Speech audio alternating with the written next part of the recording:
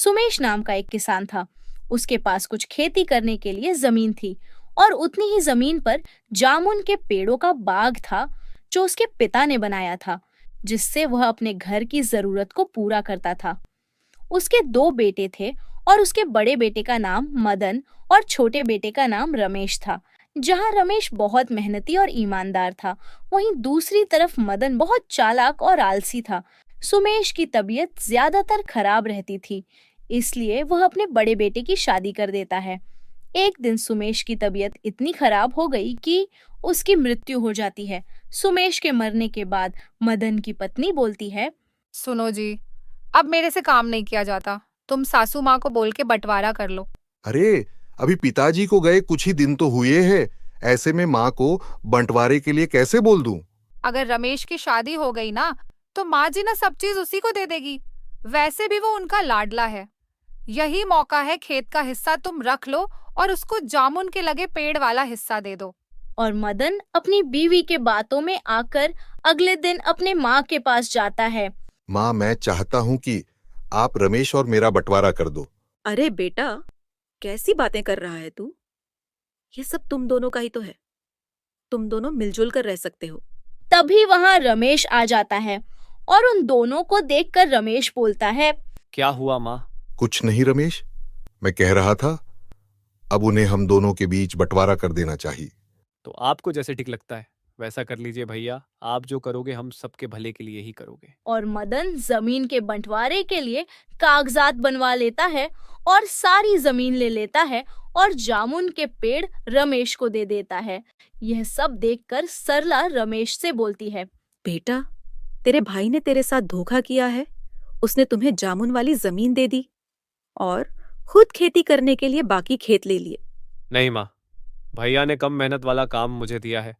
देखो ना, मुझे तो जामुन के होते ही उन्हें बाजार में बेचना है, पर उन्हें तो खेतों में रात दिन मेहनत करना पड़ेगा। लेकिन रमेश मन ही मन में जानता था कि उसके भाई ने उसके साथ धोखा किया है।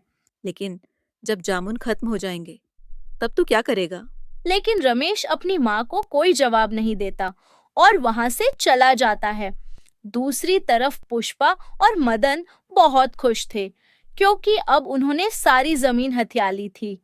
मदन कुछ जमीन बेचकर अपने लिए अलग घर बना लेता है। देखा, मैं ना कहती तो सारे खेतों का बंटवारा हो जाता और ये हमारा घर भी नहीं बन पाता। लेकिन पुष्पा, पहले तो खेतों में रमेश खेती कर दिया करता था, पर अब तो हमें ही काम करना पड़ेगा। अरे तुम ना बेवकूफ हो। अब रमेश पूरा दिन जामुन के पेड़ों पर क्या करेगा? तुम उससे मजदूरी करवा लिया करना और हम उसे खाने के लिए दे दिया करेंगे। ऐसे में एक मजदूर भी मिल जाएगा। अगले दिन आज जामुन के पेड़ देखकर आता हूँ, क्या पता उन्हें गुड़ाई और खाद की जरूरत हो। यह सोचकर रमेश जामुन के पेड़ देखने जाता है। वहां जाकर वो देखता है कि पेड़ों पर बिल्कुल भी फल नहीं लगे हुए थे। पहले तो मैं यहाँ की सफाई कर देता हूँ। और रमेश पेड़ों के आसपास साफ सफाई कर देता है और सभी पेड़ों को पानी दे देता है। तभी वहां मदन भी आ जाता है। अरे रमेश, क्या कर रहा है? कुछ नहीं भैया, बस थोड़ी साफ सफाई कर रहा था। अरे, मैंने तो यह जमीन तुझे तेरी भलाई के लिए दी है। फल आने पर बेच सकता है और साथ ही मेरे साथ खेतों में काम भी करवा सकता है। हाँ भैया, मैं आपके साथ काम करवा दूंगा। और फिर से मदन लेटकर आराम करने लगता है और रमेश को ही खेतों में काम करना पड़ता है। अब रोज रमेश पहले अपनी जामुन के पेड़ों को पानी देता, फिर मदन की खेतों में काम करता। बेटा, ये क्या कर रहा है? उसके खेतों में तू क्यों काम करने जाता है? माँ, मेरे पास तो कोई खेत है नहीं और जामुन के पेड़ों पर अभी तक कोई फल भी नहीं लगे हैं। दूसरी तरफ पुष्पा और मदन बहुत खुश थे कि उनकी सभी साजिश सफल हो रही थी।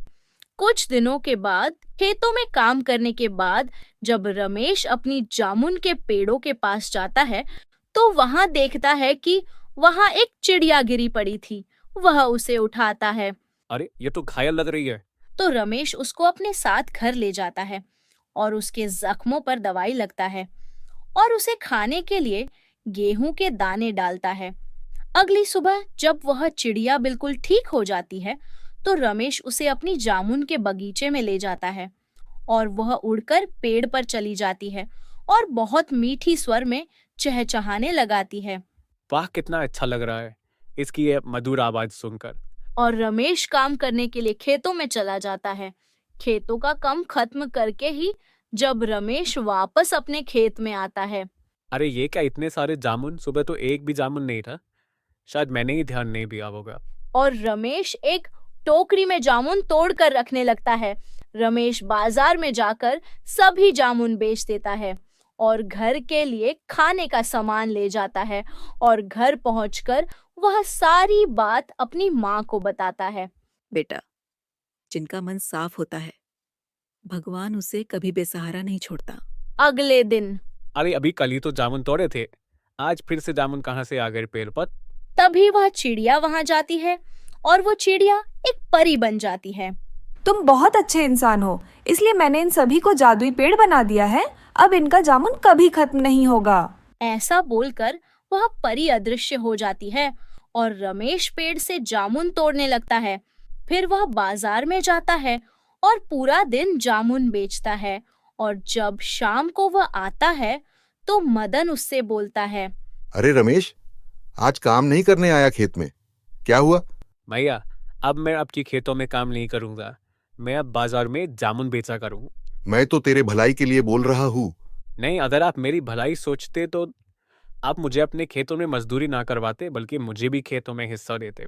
ऐसा बोलकर रमेश वहां से चला जाता है। अब रमेश रोज जादुई जामुन के पेड़ों से जामुन तोड़कर बाजार में बेचने के लिए जाने लगा। उसके जामुन बहुत अच्छे और रसीले थे। एक दिन उसके पास एक व्यक्ति आता है। अरे भाई, ये जामुन तो बहुत अच्छे हैं। कहाँ से खरीद के लाए हो इन्हें? आप बताओ, आपको कितनी जामुन चाहिए? मेरा खुद का जामुन का पेड़ है। अगर तुम्हारे पास इतना जामुन है तो तुम सभी मुझे बेच दिया करो। आपको कितने किलो जामुन चाहिए? देखो भाई, मैं एक कंपनी का मालिक हूँ और हम फलों का रस निकालकर बाजार में बेचते हैं, इसलिए हमें फल चाहिए होते हैं।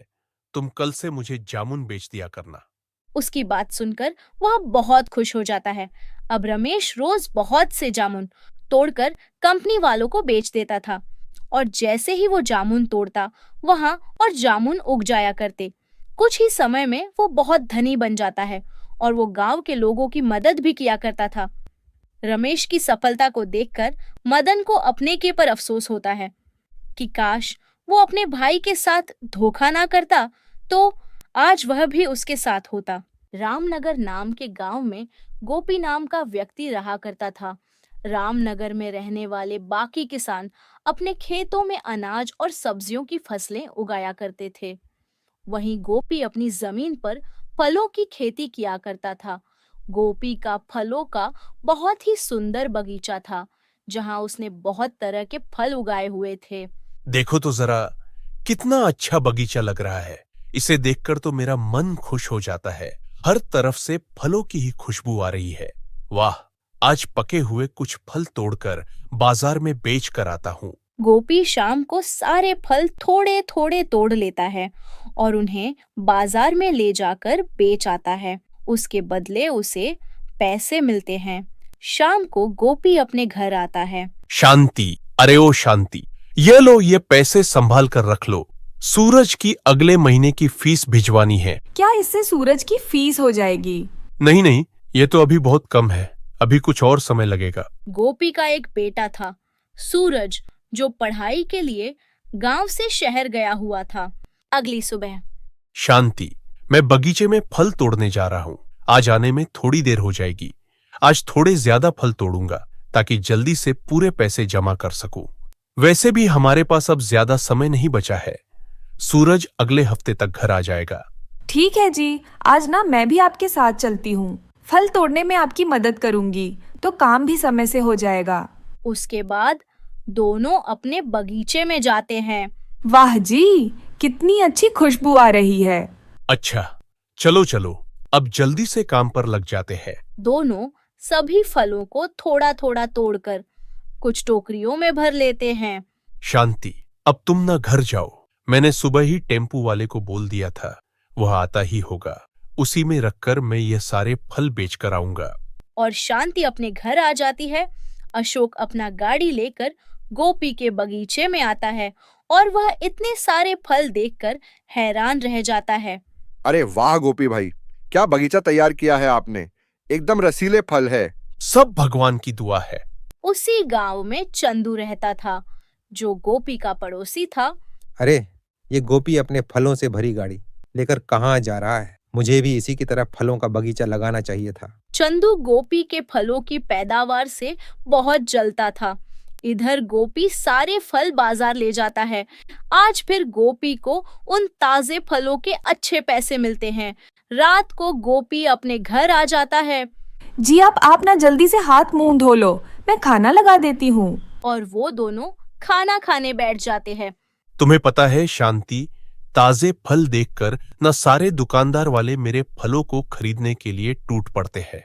देखना, अब धीरे धीरे सब कुछ ठीक हो जाएगा। दोनों खाना खाकर सो जाते हैं। अगली सुबह दोनों उठते हैं और अपने अपने काम में लग जाते हैं। तभी गांव का सेठ वहां आता है। अरे गोपी, कैसे हो तुम? तुम्हारे बगीचों की चर्चा तो दूर दूर के गांव तक हो रही है। अच्छा सुनो, मेरी बेटी को कल लड़के वाले देखने आ रहे हैं, तो मुझे बहुत सारे ताजे फल चाहिए।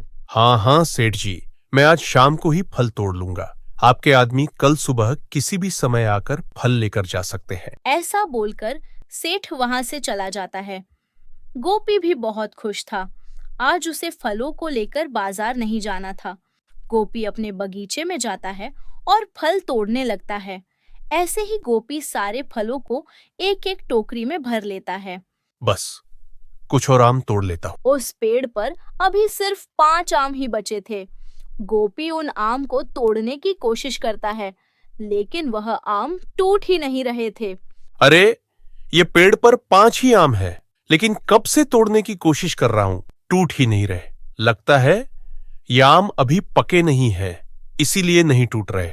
गोपी उस आम को छोड़कर दूसरे आम के पेड़ से आम तोड़ता है और शाम तक सारे फल अपने घर ले जाता है।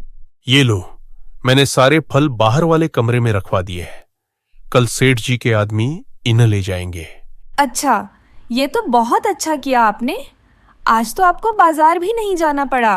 वह दोनों रात को खाना खाते हैं और फिर सो जाते हैं। अगली सुबह जब गोपी उठता है तो वह हैरान रह जाता है। अरे हे भगवान, ये सब क्या हो गया? मेरे सारे फल कहाँ चले गए? अरे क्या हो गया? मुझे लगा आपने सुबह सुबह ही फल सेठ जी के यहाँ भिजवा दिए होंगे। अरे नहीं शांति, हमारे सारे फल चोरी हो गए। मैं तो अभी सोकर उठा हूँ। और वो दोनों बहुत दुखी हो जाते हैं। सेठ जी के आदमी कभी भी आते होंगे। मुझे जल्दी जाकर और फल तोड़ने होंगे। अगर फल कम हुए तो सेठ जी बहुत गुस्सा करेंगे। तभी सेठ का एक आदमी वहां आ जाता है। मुझे माफ कर दो, वो कल शाम को मैं फल। अरे गोपी भाई, यह अपने पैसे पकड़ो। अभी ज्यादा बात करने का समय नहीं है। सेठ जी को आपके भेजे हुए फल बहुत पसंद आए हैं। पूरे घर में आपके भेजे हुए ताजे फलों की खुशबू आ रही है और पूरा घर महक उठा है। यह लो अपने पूरे पैसे। अभी मैं चलता हूं, मुझे बाजार से मिठाइयां भी लेकर जाना है। लेकिन मैंने तो कोई फल भेजे ही नहीं, तो यह कैसे हो सकता है? गोपी को कुछ समझ नहीं आ रहा था कि यह सब क्या हो रहा है। क्या पता सेठ के आदमी रात को खुद ही सारे फल ले गए हों। अरे शांति, तुम भी कमाल कर रही हो। ऐसे बिना बताए वो लोग हमारे घर में कैसे घुस सकते हैं? ऐसे काम तो चोर ही करते हैं ना? मुझे तो कुछ समझ नहीं आ रहा। मैं सेठ जी के पास जाकर उनको सब बता दूंगा कि मैंने कोई फल उनके यहाँ नहीं भेजे। मेरे सारे फल तो चोरी हो गए थे। उस दिन गोपी बगीचे में भी नहीं गया। अगली सुबह शांति, मैं सेठ जी से मिलने जा रहा हूँ। जाने से पहले अपने बगीचे से कुछ फल तोड़कर ले जाऊंगा। जी, जैसा आपको सही लगे। गोपी सुबह सुबह अपने बगीचे में जाता है तो कुछ फलों के पौधे टूटे हुए थे और एक आदमी आम के पेड़ को पकड़कर रो रहा था। अरे ये सब क्या हो गया मेरे बगीचे को? चंदू, तुम यहाँ मेरे आम के पेड़ को पकड़कर क्या कर रहे हो? तभी उस आदमी के हाथ उस पेड़ से अपने आप छूट जाते हैं और वो भागकर गोपी के पैरों में गिर जाता है। अरे मुझे माफ कर दो गोपी भाई, आपके बगीचे के फल देखकर मैं लालच में आ गया था। मैंने ही आपके घर से वो सारे फल चुराए थे और अपने घर में छुपाकर रख लिए, पर जब मैंने बाद में देखा तो वहां एक भी फल नहीं था। मुझे कुछ समझ नहीं आया कि सारे फल आखिर कहाँ गए, इसलिए मैं रात को आपके बगीचे को बर्बाद करने यहाँ आया था। लेकिन जैसे ही मैंने इस आम के पेड़ को काटने के लिए से हाथ लगाया तो मेरे हाथ इसके साथ चिपक गए, मानो मुझे किसी ने पकड़ लिया हो। वो तो अब तुम आ गए हो तब जाकर मैं इस पेड़ से अलग हुआ हूँ। मुझे माफ कर दो भाई, आज के बाद मैं ऐसा कभी नहीं करूंगा। अरे, अगर तुम्हें फल चाहिए थे तो तुम मुझसे कह देते, मैं खुद तुम्हें दे देता, लेकिन तुम्हें यह सब करने की क्या जरूरत थी? मुझे माफ कर दो, तुम्हारी खुशी देखी नहीं गई मुझसे, मैं लालच में आ गया था। ठीक है, तुम जाओ यहाँ से। चंदन वहां से चला जाता है और गोपी उस पेड़ को देखने लगता है और उसे हाथ लगाकर देखता है। ये चंदू क्या बोल रहा था? पूरी रात उसके हाथ इस आम से अपने आप कैसे चिपक सकते हैं?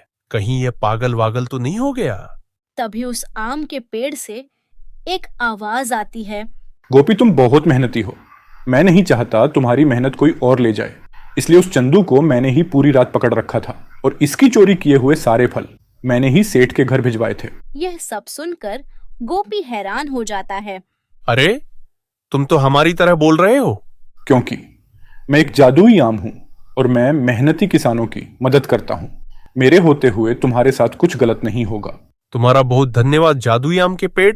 इसके बाद गोपी अपने परिवार के साथ हंसी खुशी रहने लगता है। राकेश लगातार अपने खेतों में काम कर रहा था और साथ ही बगल वाले खेत में मुकेश लेटा हुआ था। राकेश को लगातार काम करता देख मुकेश उससे कहता है, अरे राकेश, थोड़ा आराम भी कर लिया कर भाई, कब से काम कर रहा है? आराम करूंगा तो काम कैसे होगा भैया? और वैसे भी ऊपर वाले ने शरीर काम करने के लिए ही तो दिया है। यह है रामनगर गांव का राकेश, जो कि बहुत ही मेहनती और दयालु था। साथ ही वह भगवान की हर रोज पूजा पाठ किया करता था। दूसरी तरफ मुकेश का खेत भी किशोर के बगल में ही था। मुकेश थोड़ा कामचोर और लालची किस्म का व्यक्ति था।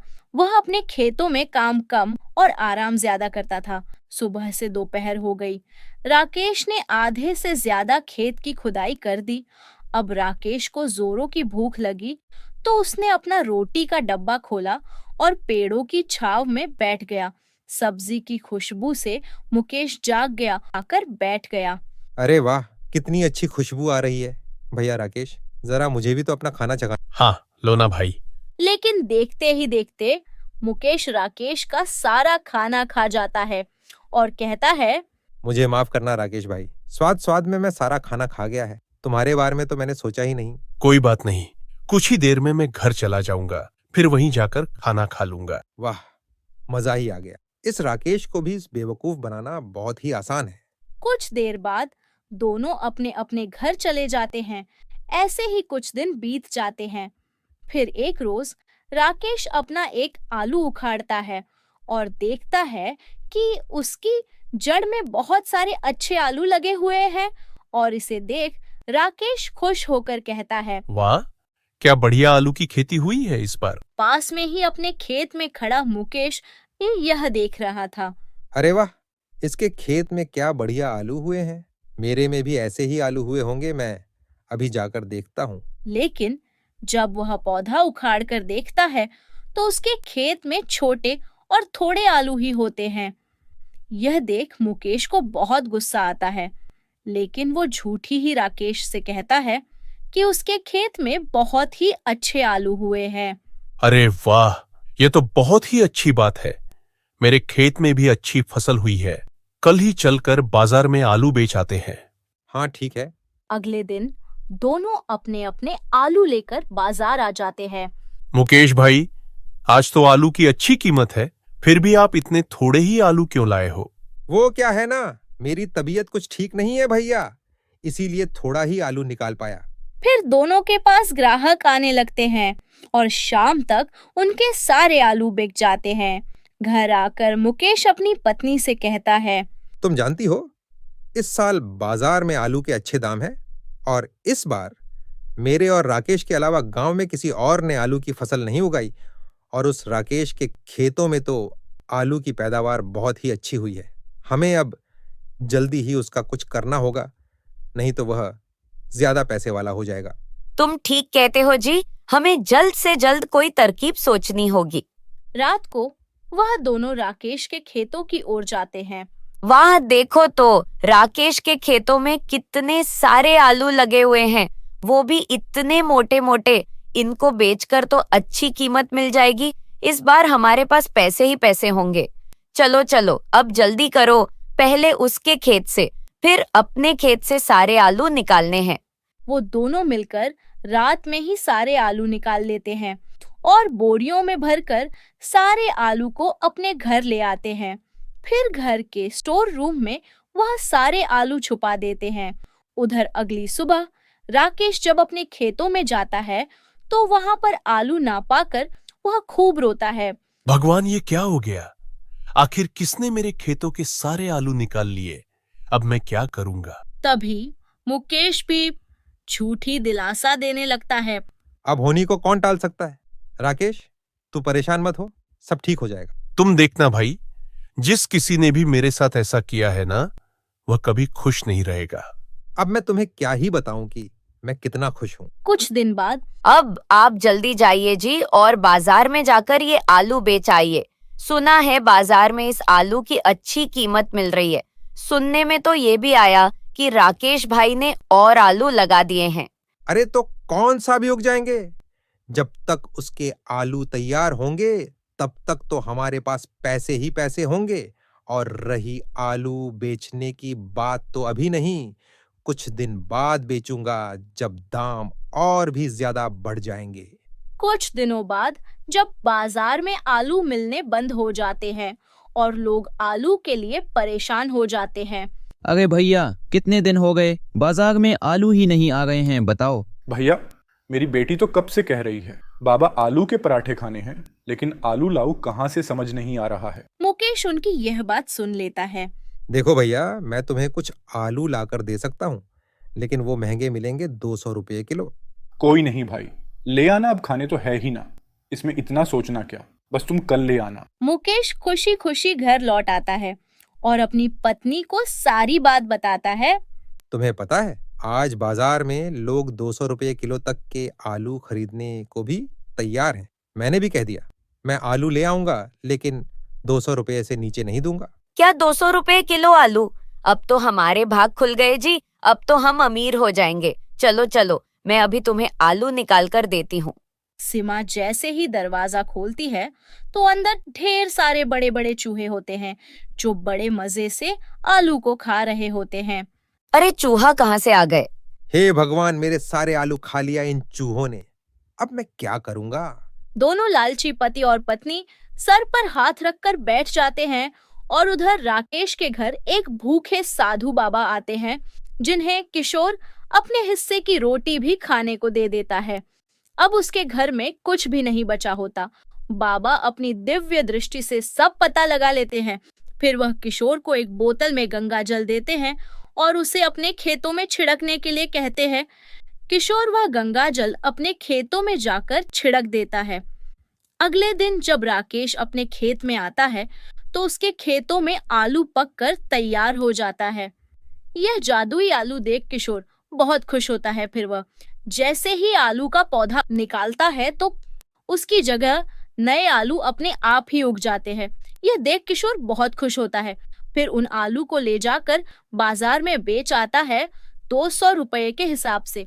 अब उसकी काफी कमाई होने लगती है और कुछ ही दिनों में वह बहुत अमीर हो जाता है। सोनपुर नाम के एक गांव में मिंटू अपने माता पिता के साथ रहता था। उसके पिता एक गरीब किसान थे। वह खेत की एक छोटी सी जमीन पर फसल उगाकर उसी से अपना घर चलाया करते थे। वे लोग बहुत ही गरीब थे, इसलिए कभी कभी उन्हें कुछ दिन सादा भात खाकर भी काम चलाना पड़ता था। माँ, मुझे बहुत भूख लगी है, मुझे खाना दे दो। बेटा, खाने में तो बस आज यह सादा भात बना है। कुछ दिनों से सब्जियां बेचकर तेरे पिताजी की अच्छी कमाई नहीं हो रही, इसलिए घर में खाने को और कुछ भी नहीं है। कोई बात नहीं माँ, तुम मुझे सादा भात ही दे दो। मिंटू देखता है कि पतीले के सारे चावल उसकी माँ उसकी थाली में डाल रही है। उन्होंने अपने खाने के लिए थोड़े से भी चावल नहीं बचाए, तो वह समझ गया कि घर में खाने के लिए सिर्फ इतने ही चावल है। अरे मुझे इतने सारे चावल मत दो माँ, मुझे इतनी भूख नहीं लगी है। तुम मुझे इसमें से आधे चावल ही दो, वरना फिर मेरा पेट दर्द करेगा। अरे लेकिन अभी तो तू कह रहा था तुझे बहुत जोर से भूख लगी है, तो फिर अब क्या हो गया? हाँ, तो इतनी ही भूख लगी है कि इसमें से आधे चावल खा पाऊं। इतने सारे चावल मैं नहीं खा पाऊंगा। इसमें से आधे चावल तुम खा लो, नहीं तो ये खराब हो जाएंगे। अच्छा ठीक है। मिंटू बहाना बनाकर अपनी माँ को भी आधे चावल खिला देता है, लेकिन इतने से चावलों से उन दोनों का ही पेट नहीं भरता। तभी घर के बाहर मिंटू के दोस्त उसे खेलने के लिए बुलाने आते हैं। अरे पप्पू, अरे जल्दी से बाहर निकल, चल नदी के किनारे खेलने चलते हैं दोस्त। माँ, मेरे दोस्त आ गए हैं, अब मैं खेलने जा रहा हूँ। ठीक है, लेकिन अंधेरा होने से पहले घर आ जाना। ठीक है माँ। मिंटू अपने दोस्तों के साथ खेलने चला जाता है। तभी खेलते खेलते वह सभी बच्चे बहुत थक जाते हैं। यार, मुझसे तो अब और नहीं खेला जा रहा, मैं तो बहुत थक गया हूँ। मेरा मन कर रहा है कि घर चला जाऊं। हाँ, मेरा भी मन घर जाने को कर रहा है। चलो सब घर चलते हैं।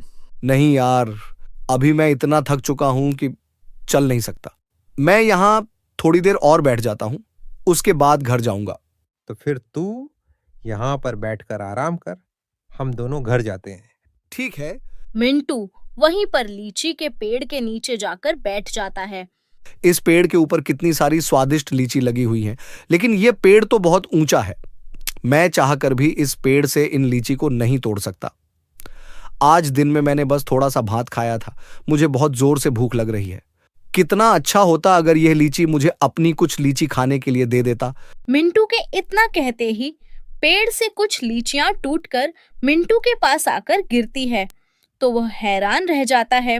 अरे वाह, मैंने इस पेड़ से लीचियां मांगी तो उसने तुरंत ही लीचियां खाने को दे दी। एक बार और कोशिश करता हूं। लीची के पेड़, मैं तो इन लीची को खाकर अपना पेट भर लूंगा, लेकिन मेरे घर पर माँ और पिताजी भूखे हैं। क्या तुम उनके लिए मुझे कुछ लीचियां दे सकते हो?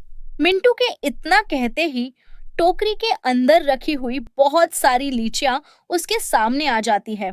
इसका मतलब यह मेरा भ्रम नहीं है, यह लीची का पेड़ सचमुच में कोई जादुई पेड़ है। तुमने ठीक पहचाना मिंटू, मैं जादुई लीची का पेड़ हूँ। जो भी नेक दिल इंसान मेरे पास आकर मुझसे कोई भी मदद मांगता है, मैं उसकी मदद जरूर करता हूँ। तुम मेरी एक और मदद कर सकते हो। हाँ हाँ कहो, तुम्हें मेरी क्या मदद चाहिए? कुछ दिनों से मेरे पिताजी का काम बिल्कुल भी अच्छा नहीं चल रहा। हमारा एक छोटा सा खेत है, पिताजी उसी खेत में उगी सब्जियां बाजार में बेचते हैं, लेकिन कुछ दिनों से हमारे खेत में सब्जियां ठीक से उग नहीं रही हैं, जिस वजह से घर में पैसों की बहुत परेशानी हो गई है। क्या तुम अपने जादू से हमारे खेत की फसल ठीक कर सकते हो? हमारे खेत में बहुत अच्छी फसल उगे, ऐसा करो ताकि हमारे घर में पैसों की परेशानी खत्म हो जाए। ठीक है मिंटू, तुम आज रात अपने खेत में जाकर खुद पानी देना, कल सुबह तक तुम्हारे खेत की फसल बिल्कुल हरी भरी हो जाएगी। ठीक है जादुई लीची के पेड़, मैं ऐसा ही करूंगा। अब अंधेरा होने वाला है, मुझे अपने घर जाना होगा, वरना मेरी माँ चिंता करेंगी। मिंटू अपने घर आकर अपनी माँ को जादुई लीची के पेड़ के बारे में सारी बात बताता है। अच्छा, यह सब कहानियां बनाने कहाँ से सीखी तूने? मुझे अच्छी तरह पता है। घर आने में तुझे देरी हो गई और मैं तुझे डांटू ना, इसलिए मुझे यह कहानी बनाकर सुना रहा है। दिन पर दिन बहुत चालाक होता जा रहा है तू। मैं कोई कहानी नहीं बना रहा, मैं बिल्कुल सच कह रहा हूं। मैंने जादुई लीची के पेड़ से हमारा खेत ठीक करने के लिए कहा, तो उसने मुझसे कहा है कि मुझे आज रात खेत में पानी देना होगा, तो सुबह तक हमारा खेत बिल्कुल ठीक हो जाएगा। अच्छा ठीक है, नहीं डांट रही तुझे। अब यह कहानी सुनाना बंद कर, यह लीची खा और सो हो जा। तुम मेरी बात पर भरोसा क्यों नहीं कर रही? और मैं अभी नहीं सोऊंगा, अभी तो मुझे खेत को पानी देकर आना है, उसके बाद ही मैं घर पर आकर सोऊंगा। इतना कहकर मिंटू अपने खेतों को पानी देने चला जाता है। खेत को पानी देकर वह वापस अपने घर आकर सो जाता है। आज इसे क्या हो गया जो इतनी रात को खेत में पानी देकर आया है? आज खेलकर देर से घर आया था, तो मुझे कह रहा था कि वहाँ पर मुझे जादुई लीची का पेड़ मिला जिसने मुझे कहा कि अगर मैं अपने खेतों में आज रात को पानी दूंगा तो सुबह तक हमारा खेत बिल्कुल हरा भरा हो जाएगा। चलो कोई बात नहीं, इस बहाने कम से कम ये खेतों में पानी डालने तो गया। सभी लोग सो जाते हैं। मिंटू सुबह उठते ही चप्पल पहनकर खेत में जाने लगता है। तभी उसकी माँ उसे टोकते हुए कहती है, अरे ओ साहब जी, सुबह सुबह कहाँ चल दिए? कम से कम अपना मुंह तो धो लो। नहीं माँ, मैं बाद में अपना मुंह धो लूंगा, पहले मैं अपने खेत को जाकर देखूंगा। यह लड़का भी ना। मिंटू जल्दी से भागा भागा अपने खेत को जाकर देखता है तो सचमुच उसका खेत ताजा सब्जियों से हरा भरा हुआ रहता है। वह अपने खेत को इस तरह देखकर बहुत खुश हो जाता है। वह दौड़ता हुआ जल्द से अपने घर वापस आता है। माँ पिताजी, जल्दी से खेत में चलिए, हमारा खेत ठीक हो गया। हमारे खेत में बहुत सारी सब्जियां हो गई हैं। क्या ये तू हमसे कोई मजाक तो नहीं कर रहा ना मिंटू? नहीं पिताजी, अगर आपको मुझ पर यकीन नहीं है तो मेरे साथ चलकर देखिए। इस बार मिंटू के माता पिता उसकी बात मानकर उसके साथ खेत की ओर जाते हैं। जब वह अपने हरे भरे खेत को देखते हैं तो उन्हें भी अपनी आंखों पर यकीन नहीं होता। अनीता, हमारा खेत तो सचमुच बिल्कुल हरा भरा हो गया। हाँ जी, इसका मतलब कल रात को ये बिल्कुल सच कह रहा था। हाँ माँ, उस जादुई लीची के पेड़ ने तो कमाल कर दिया। मैं आज इन ताजा सब्जियों में से जादुई लीची के पेड़ के लिए अच्छी सी सब्जी बनाऊंगी। तू उसके लिए मेरे हाथ की बनी रोटी सब्जी लेकर जाना और कहना तुमने हमारी मदद की, इसलिए माँ ने तुम्हारे लिए रोटी सब्जी बनाकर भेजी है। ठीक है माँ, मैं ले जाऊंगा।